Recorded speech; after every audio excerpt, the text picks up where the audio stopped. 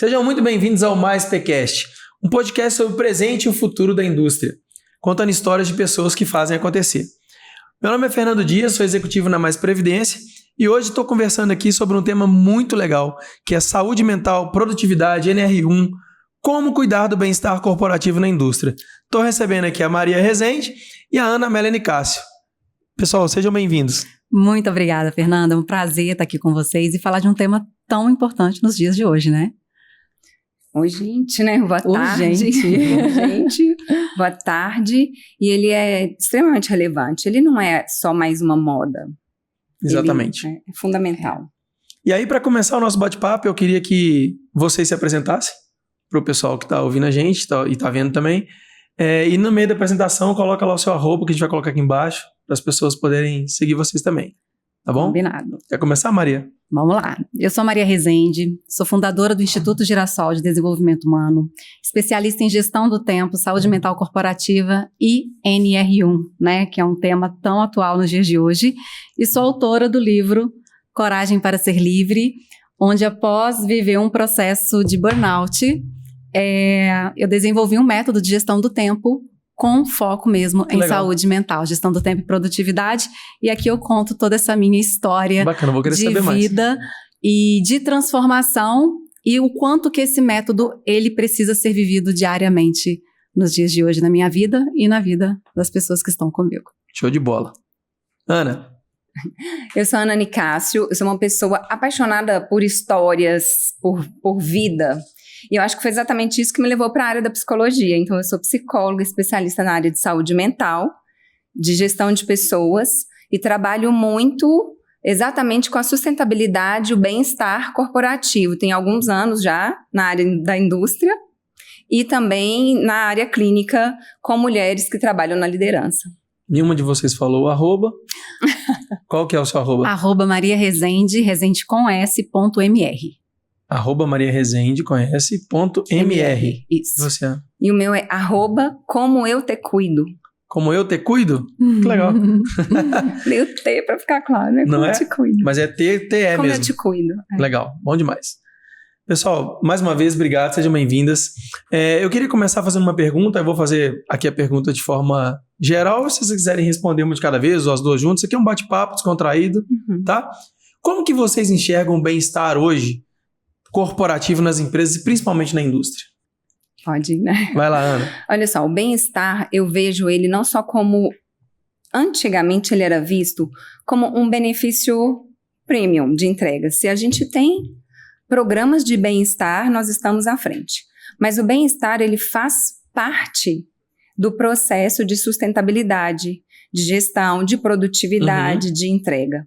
Então, hoje o bem-estar, ele é parte de uma empresa sustentável. E é isso, né? A gente precisa começar a entender, e eu acho que eu vivi isso na pele, é um pouco do que eu conto no livro, que é a falsa produtividade. Então, só para vocês entenderem, eu venho aí de um mundo de mais de 20 anos corporativo, um mundo de revendas Ambev, e na minha cabeça era domingo a domingo, eu era a pessoa que mandava mensagem às 3 horas da manhã e normalizava o que não era para ser normalizado. E essa conta, ela chega. Né? Se ela ainda não chegou, essa conta ela vai chegar. E eu acho que a gente não precisa esperar o corpo sangrar. Eu falo isso porque eu tive uma hemorragia, para que a gente faça alguma coisa. Então, literalmente, né? Literalmente. Então, o bem-estar corporativo, ele precisa ser um item tratado diariamente dentro das empresas, porque ele é uma forma de aumentar a produtividade, de fazer com que os resultados sejam realmente sustentáveis. Sei que é uma palavra que às vezes já está aí mais batida, né? Vamos falar um termo mais informal, mas é que se a gente não entende isso como parte de algo que precisa ser produzido, o impacto ele vai vir no resultado do negócio das empresas. Então a gente precisa incluir isso no dia a dia da empresa. E você importa de contar um pouco de como foi esse processo? Não me importa, tá aqui no livro. Porque eu acho que é legal, assim, primeiro para as pessoas identificarem o que é, como acontece, porque às vezes a gente está tão nesse piloto automático que a gente nem percebe que a gente está vivendo um processo de esgotamento. E a gente não, além de não perceber que a gente ultrapassou o nosso limite, a gente começa a ultrapassar o limite do outro. E eu comecei a perceber um dia que eu morava numa outra cidade, dentro do mesmo grupo, e mandei uma mensagem para um gerente comercial na época, aos domingos, num domingo, e ele me retornou dizendo que ele tinha família, que se eu não tinha, ele tinha família. E eu achei aquilo uma baita de uma grosseria, porque eu falei, gente, eu tô aqui, dedicada, resolvendo o problema dele, ajudando, né, num problema dele, eu sou recebida dessa forma. Mas, ao mesmo tempo, rapidamente, foi bom que isso veio rápido, me veio esse, opa, peraí. Será que eu não estou ultrapassando realmente um limite que está além do meu, estou até invadindo o limite do outro? E ali já começou alguns pontos de atenção dos limites que eu vinha ultrapassando. E você já vinha nisso há quanto tempo, assim, nessa pegada? Eu estudo produtividade e gestão do tempo desde 2014. Estudo mesmo de fazer cursos, de me aprofundar no tema tecnicamente com grandes mentores. Christian Barbosa, inclusive, foi um dos meus primeiros mentores, que é um dos especialistas dessa área. E, ao mesmo tempo, eu era a pessoa que a minha fuga era para o trabalho. Então, se eu tinha problema em outras áreas da minha vida, eu abandonava aquelas áreas e eu me aprofundava no trabalho. Só que ali eu estava construindo também, por mais que eu tivesse resultado, e eu tive, né? Mas eu estava construindo um caminho que uma hora eu ia ser parada como fui. E a partir desse lugar, eu entendi que a gente precisava transformar isso nessa produtividade tóxica, absurda e fora da curva, que a gente vai normalizando, numa produtividade que realmente faça sentido. Saudável. E aí foi quando eu comecei a criar um método que me trouxesse para um lugar de limite, no sentido não de me limitar em fazer algo, mas no limite de como proteção, para que eu não excedesse mais um lugar de exaustão, de sobrecarga, de invadir o lugar do outro também, e que me fizesse realmente ser produtiva, que me fizesse ter resultados, mas de uma forma realmente saudável. E Ana, você que tem um histórico também de ter trabalhado na indústria, você passou por algo parecido ou você viu isso no dia a dia? Como é que você via essa questão do esgotamento no ambiente corporativo? Eu nunca vivi esse processo de esgotamento, até porque eu imagino que a minha área de estudo, ela buscava esse outro lado, que era exatamente do equilíbrio e do bem-estar. Porém, é o que mais se vê, e principalmente na indústria. O que acontece na indústria? A gente tem um fluxo de produtividade, linha de produção, tempo, turnos, né? Escala de turnos. Não pode parar, que tem que entregar. Não pode parar. O tempo, ele é o tempo inteiro questionado se você está fazendo hora ou não. E o que acontecia muito, o nível de adoecimento, porque as pessoas não se permitem perceber que elas estão avançando. Porque culturalmente é muito mais aceitável você colocar todo o seu tempo no trabalho do que separar um tempo para lazer. Até hoje a gente tem frases que falam, olha, tá à toa, não tem o que fazer. A gente sente uma culpa, né, por ficar à toa, né? Por descansar. Então a gente tem a culpa e a gente tem a cobrança daquela cultura que pressiona aquilo, que acha que aquilo é normal. Então o nível de adoecimento continua alto, ele continua alto porque as pessoas não se dão conta de que aquela entrega está ultrapassando os próprios limites. E aí, desculpa. E um ponto importante, que aí foi um entendimento, não vou dizer que é tardio, que eu acho que ainda foi em tempo, mas no sentido de entender que a nossa principal ferramenta de trabalho é a mente e o físico, mas assim, se a mente não tá bem, o físico vai responder por isso também. E quando a gente inverte e entende o que a Ana fala aqui e o que a Ana trouxe, a gente começa a perceber até onde a gente vai. Mas como estamos viciados a gerações, né, a várias gerações aí, tem que trabalhar duro diversas horas, 12, 13, 14 horas, é também difícil quebrar esse padrão, porque você vai em desencontro à maioria. Ao padrão. Por isso, essa nova geração está em choque. As pessoas estão entrando em choque quando a nova geração preza pelo bem-estar, porque ela entende que a gente vai trabalhar, mas a gente também quer viver. Não é só isso. Que não, a vida não é só isso, né? Isso não quer dizer que é fazer corpo mole, que não é, né? E a gente vai ter isso em diversas gerações, né? Quem quer fazer corpo mole vai fazer, independente da geração que ela é. Então, eu acredito muito nesse lugar, assim. E a gente chegou num nível tão alto desses acontecimentos, né, de esgotamento, de saúde mental, que o governo precisou atualizar a NR1. Exatamente. Eu queria que vocês falassem um pouco disso. Ela acabou de entrar em vigor, não é isso? Isso, dia 26 de maio. Dia 26 de maio. Então, as empresas já precisam se organizar para isso, mas para além dessa questão legal, o que eu enxergo é que precisou virar uma política pública. né? E quando chega nesse nível é porque o negócio já estava, o caldo estava entornando. A gente estava conversando sobre isso, inclusive, quando a gente estava vindo, que essa questão dos riscos psicossociais relacionados ao trabalho, ele já existe. Só que ele não era exigido, é o que você falou. Ou negligenciado. Negligenciado e entendido como, se eu tenho um programa de saúde, eu já estou fazendo a minha parte, sem entender e discutir sobre aquilo. Então, as reuniões que eu participava no passado, sempre era avaliado risco de ruído, risco químico, de acidente. Era mais ligado àquela insalubridade, periculosidade. Aquilo que é visto. Uhum. Eu consigo ver. Porque quando a gente fala desse adoecimento mental, que inclusive nós tivemos um aumento de mais de 60% de afastamento relacionado a transtornos mentais e adoecimento mental, ele não é visível. Então, a gente não consegue mensurar porque eu olho e não vejo. O ruído eu percebo, a ergonomia eu percebo, o acidente eu consigo mensurar. E a NR1 agora ela vai fazer valer isso. Eu falo que, assim, a gente conversou isso agora, que a gente já faz a NR1 antes dela virar lei. Mas agora ela veio porque ou a gente faz ou a gente não sabe que rumo que isso vai tomar. A gente vem de um pós-pandemia, 2020-2021, com o número de afastamentos, e essa curva começa numa crescente, onde hoje, em 2025, foram mais de 540 milhões de afastamentos só por algum tipo de transtorno mental, né? Fora os outros tipos de afastamento. Isso é muito gritante. A própria OMS já trouxe um dado que, se essa curva não reduzir, chegar em 2030, a gente vai estar vivendo uma epidemia, um caos, com adoecimento, depressão e ansiedade, são os dois, desse número maior. Desse número são os dois principais, né, que é o famoso CDF, né, que a gente fala. Então, se a gente não fizer algo urgente, a gente não sabe o que vai acontecer daqui para frente.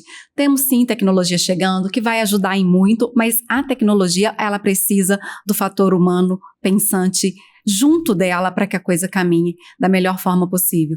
Então, se a gente precisou chegar a uma norma para fazer uma adequação e de algo que, eu falei semana passada com uma gerente de RH e ela disse assim para mim, a seguinte frase: nós temos tantos benefícios, eu não sei o que está acontecendo, porque os atestados continuam chegando e os afastamentos continuam acontecendo, porque não adianta uma palestra mensal para falar que eu estou fazendo NR1, não adianta eu falar que tenho X benefícios, mas não está resolvendo. Por quê? Porque a gente não está indo na causa do problema.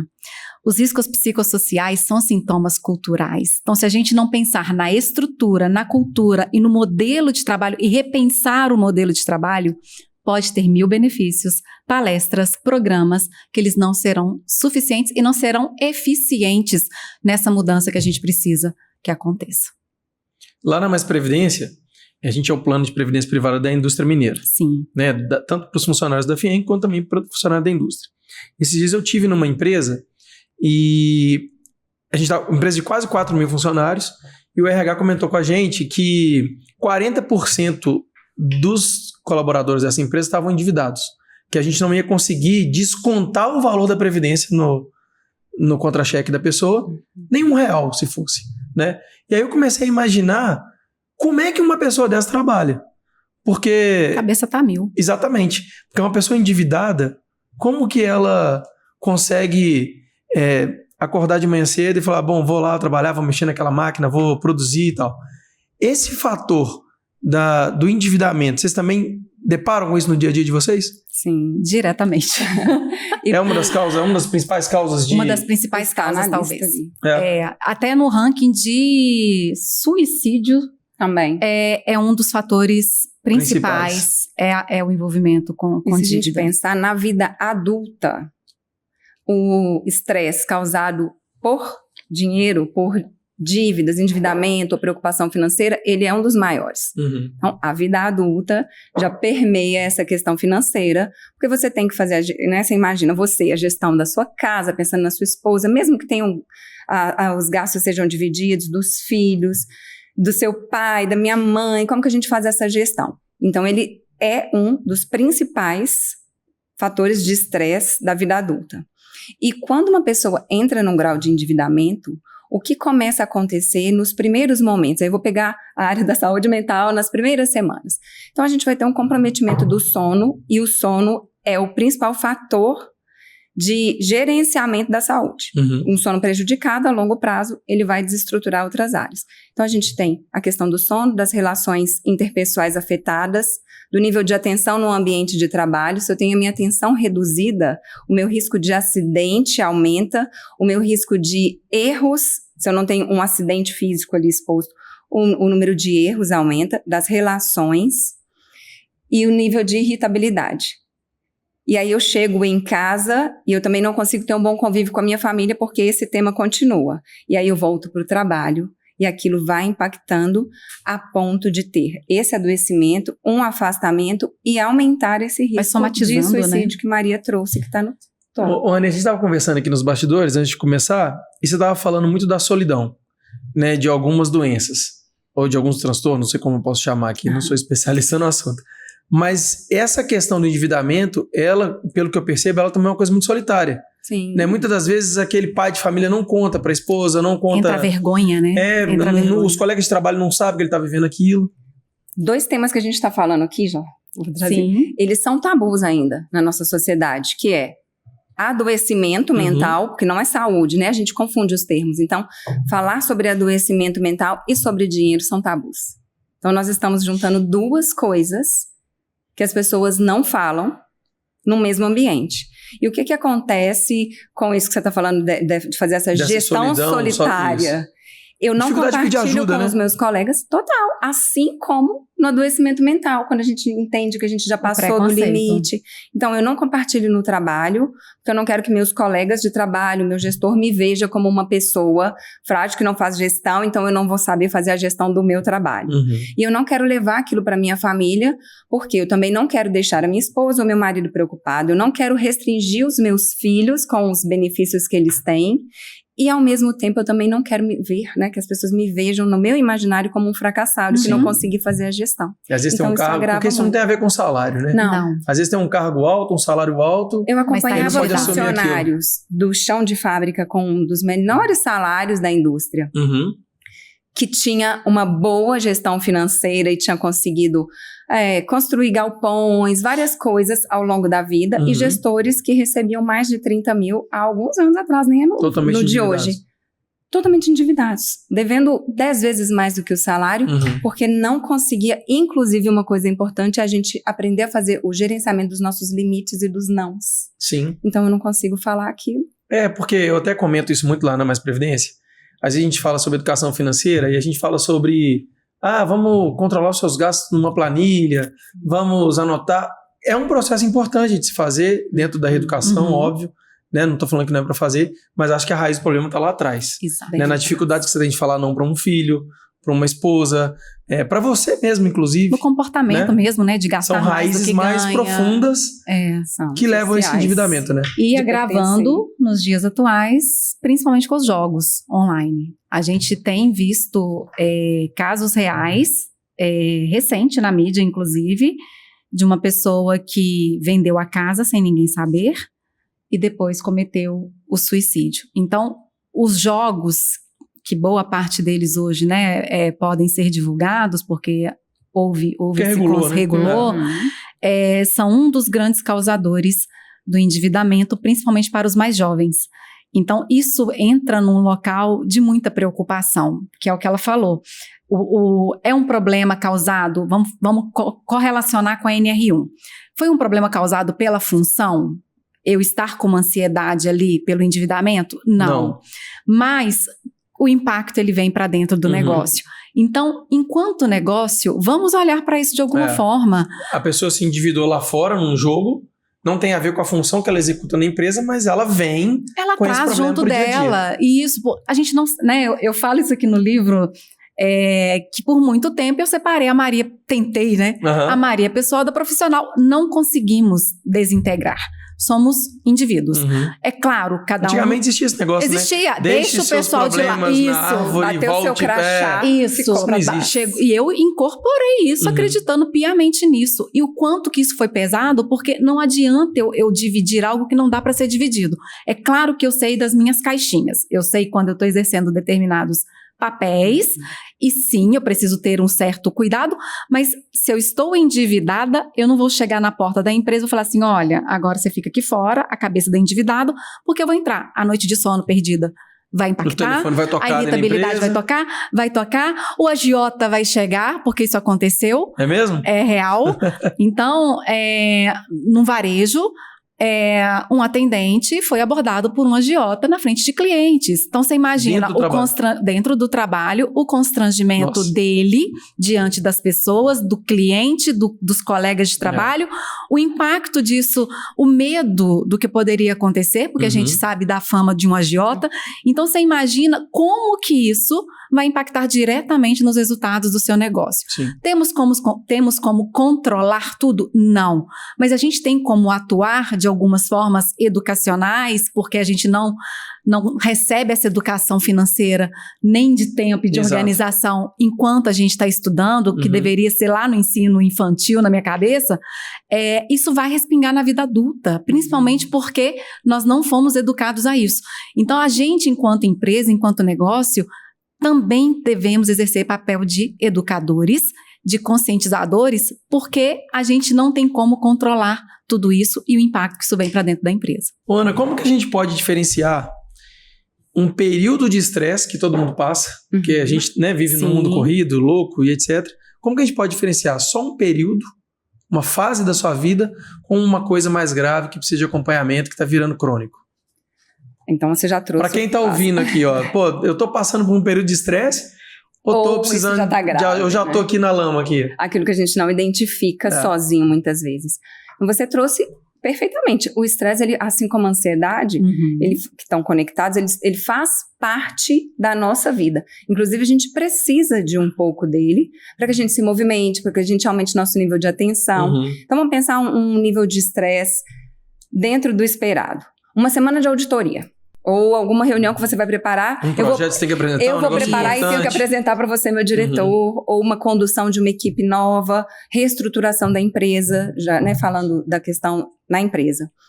Então, eu não dormir durante uma semana, dormir mal, pensar naquilo, querer fazer uma rechecagem do que está pronto, ter a certeza de que eu recebi bem a minha equipe, ficar um pouco ansioso, talvez comer um pouco mais ou um pouco menos, isso está dentro do esperado. Como que a gente vai entender? Um estresse dentro da normalidade, ele tem um período de início e fim onde a gente consegue pautar. Semana de auditoria, eu vou ficar uns 10 dias assim, porque eu preparo a equipe, eu preparo tudo. Acabou a semana, o meu nível de estresse, ele precisa necessariamente reduzir. O meu sono tem que voltar ao normal, a minha alimentação, a minha relação com as pessoas. Quando que isso começa a alterar e a gente pode perceber e até a gente pode observar de quem está ao nosso redor. A gente tem 3 fatores na área da psicologia da saúde que a gente vê. Tempo de duração, intensidade e prejuízos. Então, a gente vai olhar. Passou aquele fator externo. Nós necessariamente teremos algo que vai nos guiar para esse estresse aumentado. Passou e o estresse continua.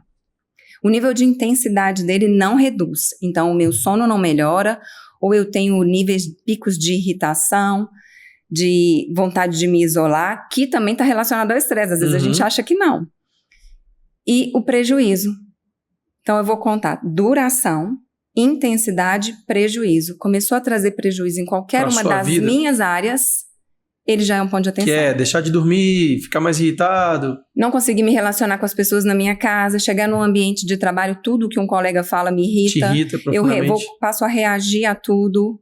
Eu deixo de ter um controle financeiro porque eu acabo gastando para me acalmar. Compensação, né? A compensação. Então, se a gente lembrar duração, intensidade e prejuízo, eu vou saber que um estresse dentro do normal, ele tem um período determinado. Ele não vai passar de um tempo. Uma prova, alguém que está no estado de saúde, né? Eu tenho alguém da minha família adoecido. A preocupação está normal ali, né? Ele vai estar. Aquilo saiu de cena e a intensidade continua, já é ponto de atenção. Não precisa de esperar. E aí, para além um pouco também, Maria, da questão da NR1, assim, como legislação, né? Vamos falar aqui pro pequeno e médio empresário que está ouvindo a gente, que as grandes têm lá os apoios das consultorias, né, dos RHs super estruturados e tal. Vamos pegar aqui o pequeno e o médio empresário, que também precisa se adequar à nova legislação. Como que esse cara pode, com 2 chavinhas na mão dele ali, como pessoa, como colega de trabalho, como empresário, olhar e falar, cara, eu estou percebendo que meu time está assim, estou percebendo que meu time está assado. E também o que ele pode fazer na prática, como você comentou, ações pontuais, palestras, uma campanha isolada, pode não ser o caminho. O que ele pode fazer como pessoa, um sentimento dele ali de olhar, e também como empresário para estruturar alguma coisa que apoie de fato a saúde mental do colaborador dele? Eu acredito que o primeiro ponto é ele entender que a NR1 ela veio para reduzir ou até eliminar custos. Se ele começa a entender... Aí você falou no ouvido que ele gosta de ouvir. Pois é, porque se a gente entender que é esse lugar, por quê? Eu sei que talvez está maçante falar de NR1, né? É por isso que eu quis quebrar isso um pouco, porque eu acho que a pessoa fala assim, vou ter que implementar isso, já faço um monte de coisa. Mas imagina uma empresa menor, imagina um posto de gasolina, que a maioria dos colaboradores são frentistas, e existe uma alta rotatividade ali. Isso já é algo que, enquanto NR1, a gente consegue olhar para isso. Por que essa alta rotatividade está acontecendo? A gente precisa entender primeiro que assumir a NR1 não é mais algo que o governo colocou para a gente. Eu não enxergo dessa forma. Eu enxergo que assumir a NR1 é uma forma de cuidar do meu negócio para que ele seja sustentável e para que ele tenha bons resultados com pessoas saudáveis dentro da minha empresa. Somos humanos e lembrando que, enquanto donos, nós não estamos isentos aos riscos. Então, na consultoria que a gente faz do Instituto, a gente inclui alta diretoria, donos, sócios, porque eles... o comportamento top-down é muito irrelevante. E começa de cima. Não tem como, porque é cultural, é estrutural. E mais do que isso, quem cuida de quem cuida... Foi uma fala que eu ouvi de uma diretora de uma escola, porque ela estava vivendo um momento complexo, voltado para a NR1, mas ela estava desamparada. E a gente entendeu que a gente não pode desamparar quem está recebendo a sobrecarga da adequação. Então, precisamos primeiro buscar ajuda, sim. Não é algo tão simples de ser implementado e nem rápido. A gente falou sobre isso também. Não é algo que vai ser rápido. Mas eu acredito que o primeiro passo é entender que isso vai me favorecer. Isso vai ser bom para mim e para o meu time, vamos falar assim. E a gente precisa fazer um mapeamento real mesmo da função do ambiente. Eu falo, a gente tem que ter muito cuidado que a NR1, ela não é para virar uma clínica psicológica. Não é sobre isso. A gente tem que ter esse cuidado que a gente está olhando para o ambiente. E claro, vão ter casos individuais que a gente vai precisar tratar, mas a gente precisa olhar o ambiente como um todo. Por isso falamos de reorganização de modelo de trabalho, processos, papéis e responsabilidades, agenda da rotina, né? Se realmente vem uma escala, sem querer politizar a coisa mas se vem a quebra da escala 6x1, a primeira coisa que eu preciso pensar é como readequar a agenda das pessoas dentro dessa nova carga horária. E é isso que a gente precisa entender. Ali você consegue mapear ociosidade, que é custo para a empresa. Você consegue mapear presenteísmo. A gente não consegue medir rapidamente o presenteísmo, que é quando a pessoa está de corpo na sua empresa, mas ela não está produzindo, porque ela já está num processo de adoecimento. O absenteísmo é fácil. Sim. Faltou, atestado está ali, você sentiu a falta, você sentiu o impacto. Mas o presenteísmo você não mede. Então, eu acredito que, primeiro, é reconhecer que sim, eu olhar para isso é um benefício para mim enquanto empresário. Segundo, eu preciso me incluir nisso. Eu faço parte dos riscos. Eu, enquanto dono, eu tenho riscos psicossociais. Eu preciso me incluir nesse lugar e eu preciso entender também quem olha por mim nesse lugar. Terceiro, mapear o ambiente e função. Qual a função de atendente, do frentista que a gente falou aqui? Qual que é os riscos que essa função pode causar dentro daquele contexto? Eu tenho contato com o cliente, eu posso sofrer algum tipo de assédio, de violência. A gente vai mapear.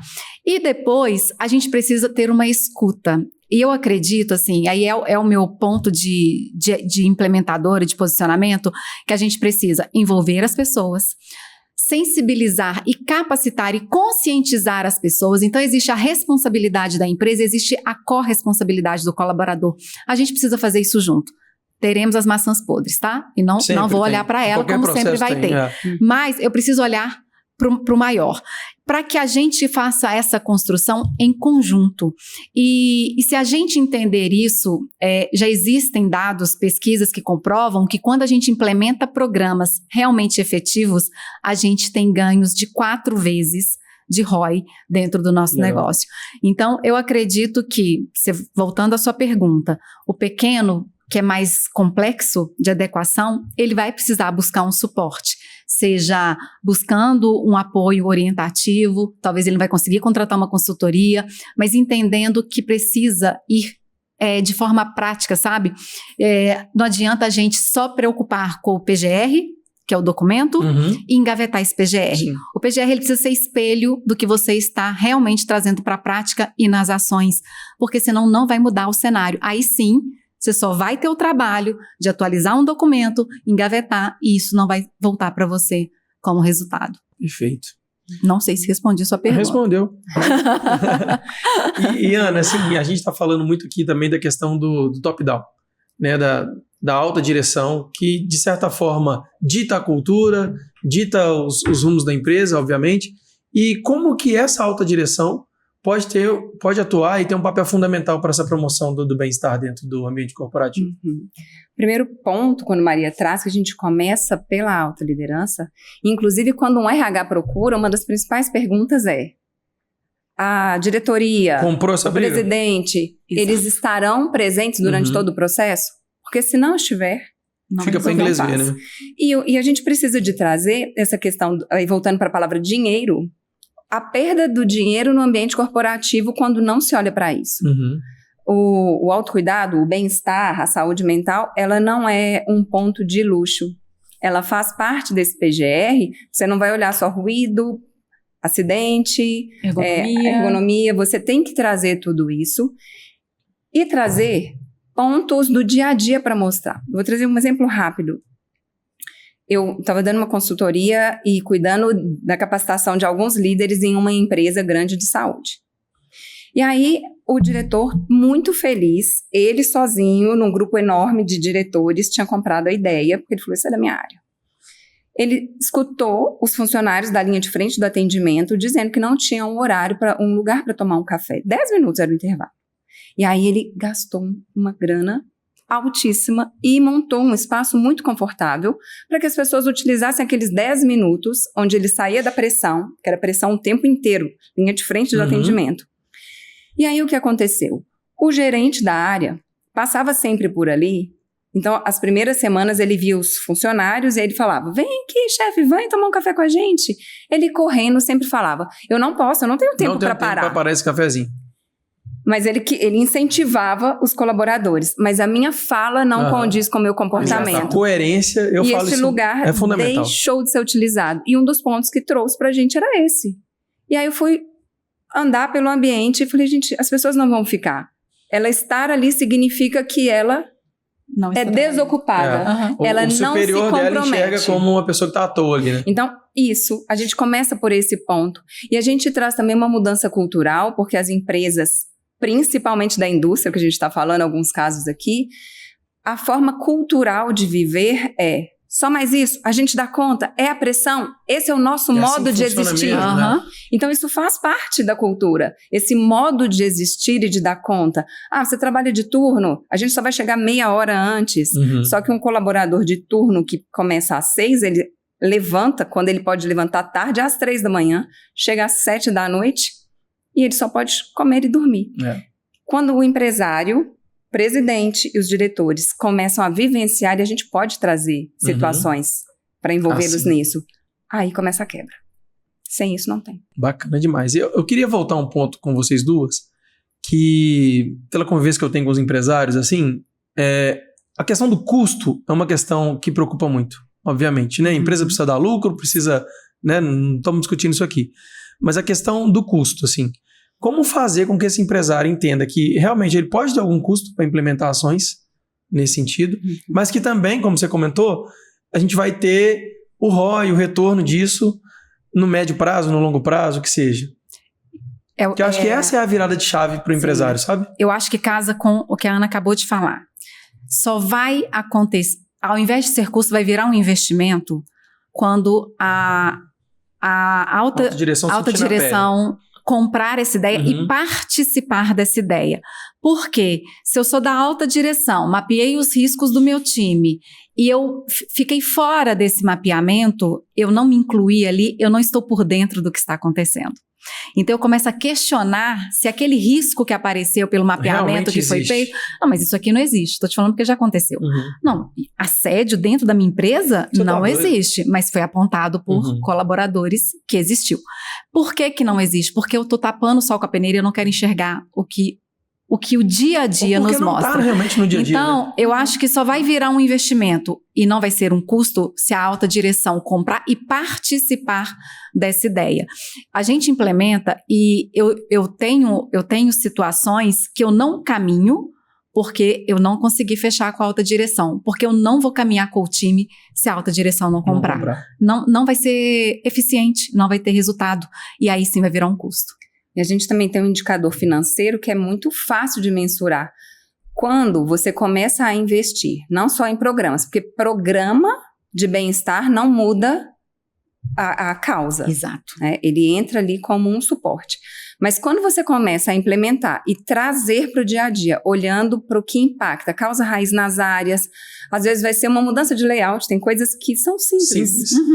Ou um ajuste dos seus 10 minutos que está ali, que vai fazer com que você volte de uma forma melhor para o atendimento, o que isso vai começar a ser visto num curto espaço de tempo na sua folha? O custo com a área assistencial reduz. O que é a área assistencial? É o uso do plano de saúde, que normalmente tem empresas de autogestão de saúde, eu já trabalhei em algumas em que o plano de saúde era de autogestão, ou você contrata um plano do mercado.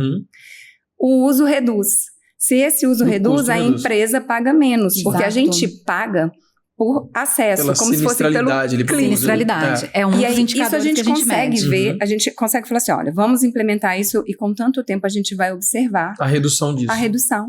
Bacana Só demais. o que se reduz aqui, metade disso é reinvestido. Você nem gasta tudo que você conseguiu reduzir para implementar essas ações. E ao mesmo tempo que a gente percebe que tem aumentado essas questões, pelo menos a gente tem falado mais disso, Sim.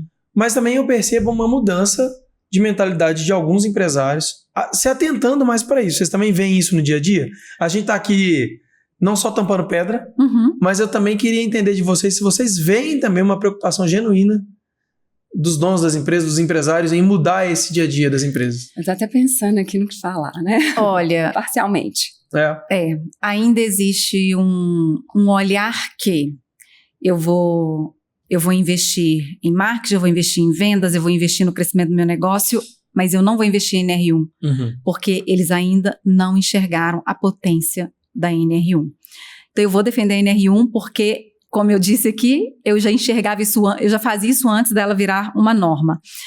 Infelizmente, saiu recente na revista Exame, quase 70% das empresas ainda não entenderam. E não entenderam, nem se adequar. Não entenderam. Adequar ainda vai demorar um tempo, né? E a adequação, ela não é isso. 26 de maio começou, já fiz tudo. Não, o plano é contínuo. Sim. Você precisa revisitar o plano. Implementei, validei. Fez diferença? Fez.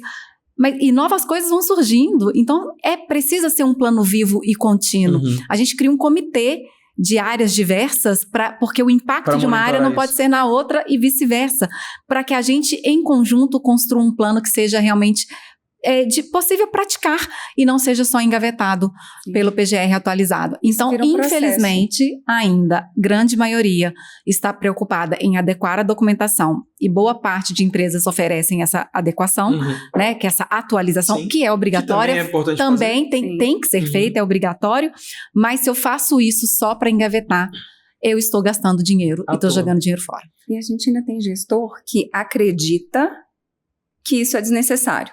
Que eu usei um termo antes assim, isso é uma moda. Eu preciso de dizer e colocar na vitrine, mas não é.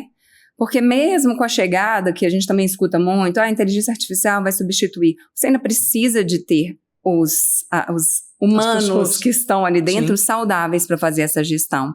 Então, esse cuidado de saúde bem-estar, ele faz parte do mesmo cuidado dos riscos antigos que eram ditos, da saúde social da empresa e da física, porque esse adoecimento vai comprometer. E nós ainda temos gestores que dizem, eu prefiro repor do que cuidar disso. Só que ele não olha de novo para o custo. Toda vez que eu vou repor um funcionário, o meu custo sobe. Sim, porque você perde produtividade, você tem aumento de rotatividade. Em torno de 2 vezes o salário anual, né? O turnover. Recentemente, como a gente está conversando com muitas empresas, a resposta de um empresário foi, vou decidir se eu vou ficar com o risco ou se eu vou fazer. Ele não entendeu, né? Então, mas assim, estou confiante, estou nessa causa. Pra gente ir encerrando aqui também, aí eu queria que cada um fizesse um pitch aqui para os empresários que estão ouvindo a gente. Se você pudesse mandar uma mensagem no oposto do que você está falando, olha, como que você convenceria, não é convencer, mas como que você ia sensibilizar um empresário de que esse assunto é importante, que ele deveria fazer isso na empresa dele, para além de um cumprimento de norma? Se ele entender, e aí eu só para contextualizar, eu atendi uma cliente hoje, a gente fechou 1 ano de atendimento, uma cliente individual, com essa parte é uma empresária, com a parte de produtividade e gestão do tempo. E ela fechou dizendo o seguinte, o seu método funciona, você mudou a minha vida, ano passado eu tive 3 esgotamentos, sendo realmente cheguei a um burnout, e desde que a gente começou, eu não tive mais, e esse ano eu estou saudável.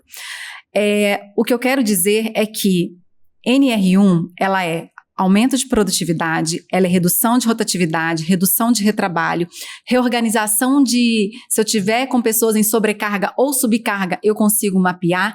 Então eu estou falando de algo que é do dia a dia do negócio.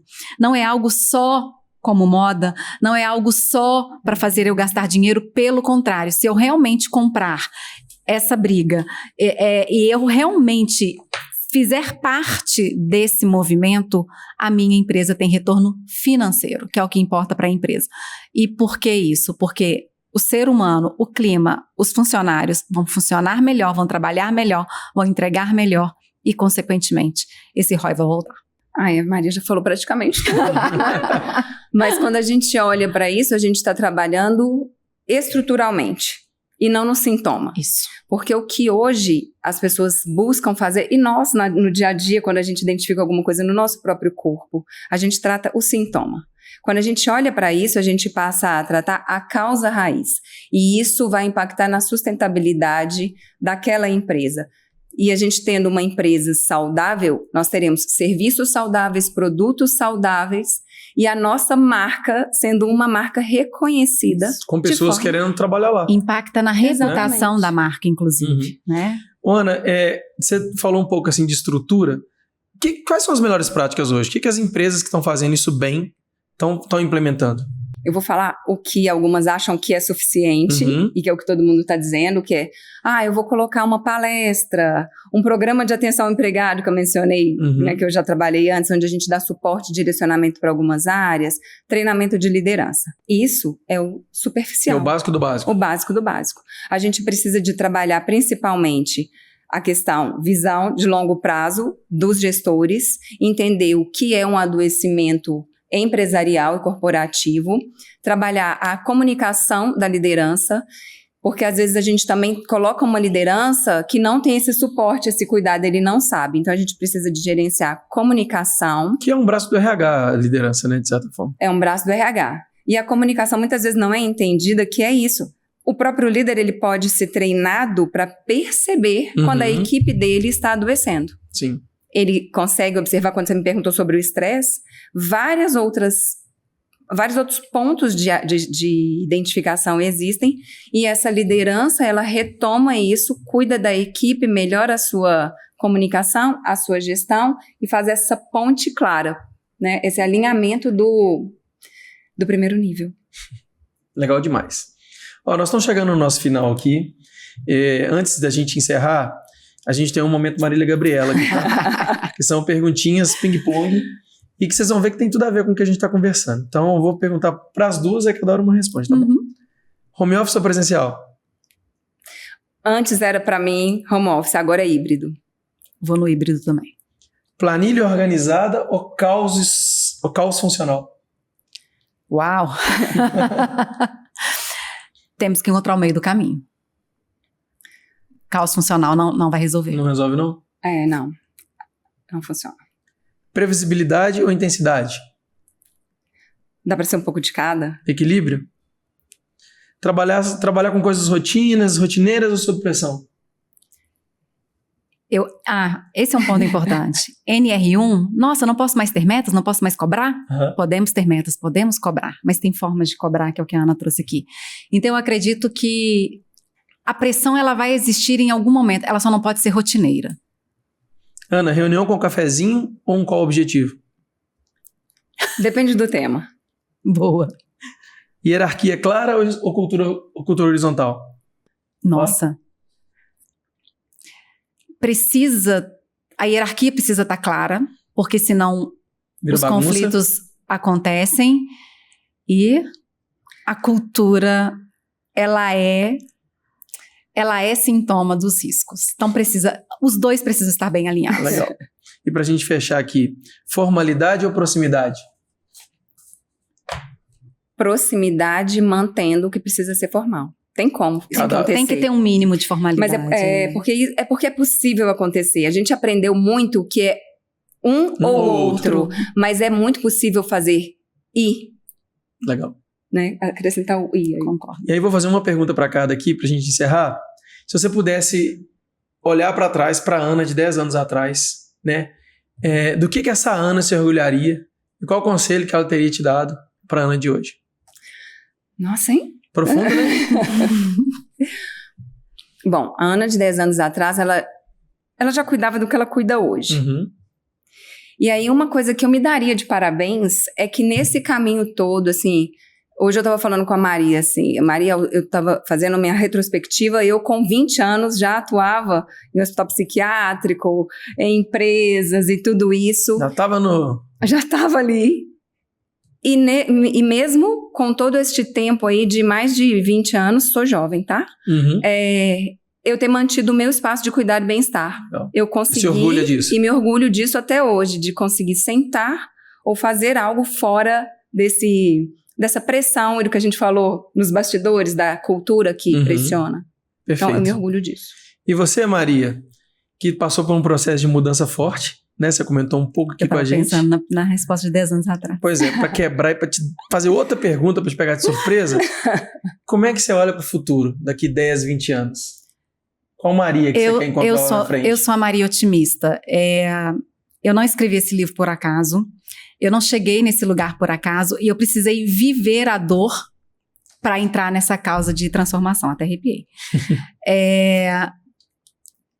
Porque eu acredito que não vai ser um trabalho fácil, já não está sendo. Vai ser um trabalho longo, mas eu acredito que a gente consegue alcançar pessoas melhores, com mais qualidade de vida e mais bem-estar, porque é isso que eu prezo pelo futuro e é isso que eu estou fazendo hoje para que esse futuro venha acontecer. Bacana demais. E quem quiser comprar seu livro, como que faz? Como estamos aqui em BH, Livraria Leitura, Shop Cidade, BH Shopping, Diamond, enfim. E tem também diretamente, né, no Instagram ali, vocês conseguem adquirir comigo também, a gente entrega em qualquer parte do Brasil. Que bom. Pessoal, obrigado pela presença de vocês. Vamos fazer um brinde aqui, a mais um episódio do Mais PCast. A gente se encontra nos próximos episódios. Um grande abraço.